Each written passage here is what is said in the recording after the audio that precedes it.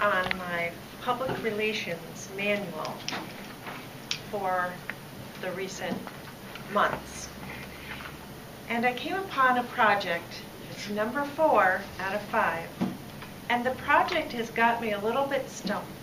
So I wanted to relate to you how I'm processing coming up with a plan for that speech. It was my intention to have that speech ready for tonight. But work and life got in the way of a speech that required a lot of preparation. And I guess that makes it obvious how much or how seriously I take my assignments here at Toastmasters. So tonight I'm going to give an icebreaker speech because I think Bill is the only one in the room who heard my original icebreaker speech. And we'll tie back into the public relations at the end of this. So I started Toastmasters, I believe it was 2.5 years ago. And I came to Toastmasters because I felt there was this block that was preventing me from being comfortable speaking in front of a group of people. Now, I was just fine in a small group, one-on-one meetings that were, 12 people or less. But there's something about standing up in front of a group of people that just causes us to be afraid. So I felt professionally and personally that fear was stopping me from moving forward in things in my life that I thought would be an advantage for me.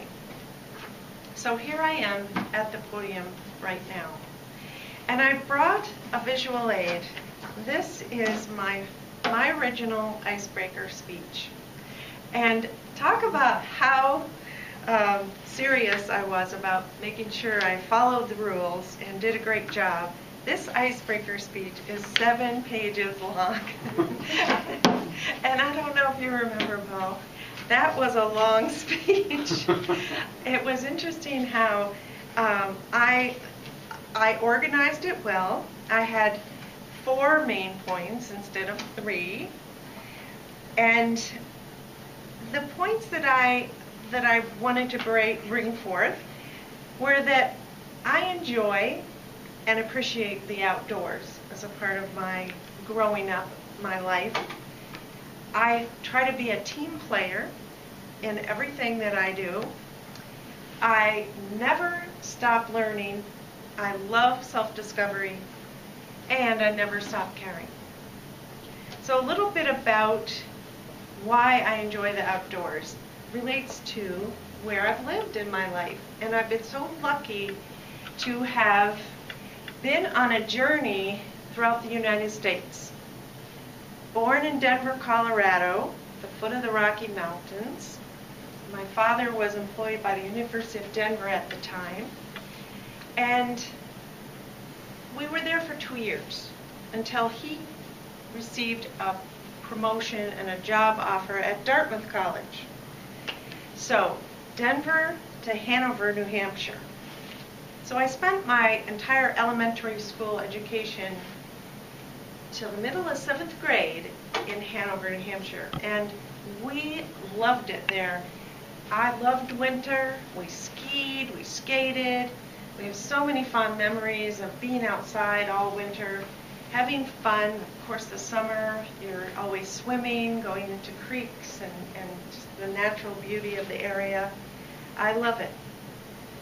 From Hanover, we moved to Ithaca, New York, where my father got the head football coaching job at Cornell University in 1966. And I was there in Ithaca, New York, in the middle of these beautiful gorges and the scenery, the Cayuga Lake, the Finger Lakes. It was absolutely a beautiful place to spend junior high, high school, and college.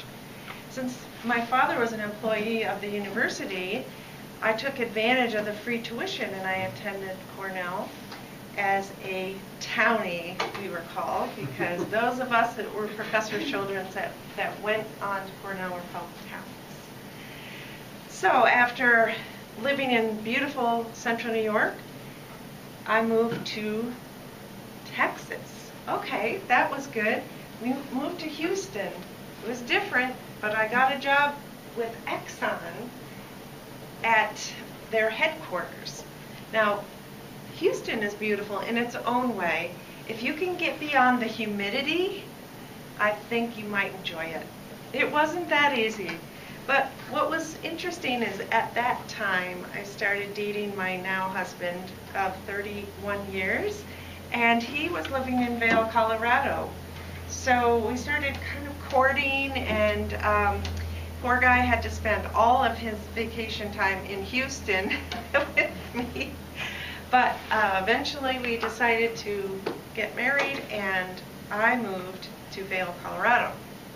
Talk about twisting my arm. So that's really the basis of this beauty that I really appreciate in my life, and it goes on today here in Vermont. Team player. I always loved being a team player because my father taught me how to do that. Big family, well, not that big, but 3 sisters, and we always had that ethic of really working together to get things done, to enjoy life, and to be out sharing with other people. Never stopped learning. I chose a career in communications, which is really interesting because I had always had that urge to express myself, but I didn't really know how to do it. So a career in communications just came very naturally to me. When I went to Cornell, I had no idea what I wanted to be, and I started out in the agriculture and life sciences program. And because I was very interested in nature and sciences, but it became apparent that that wasn't really my thing. And when I got to visual communications, I just started to blossom. So here I am today doing visual communications with my graphic design, advertising, and marketing firm. Never stop caring.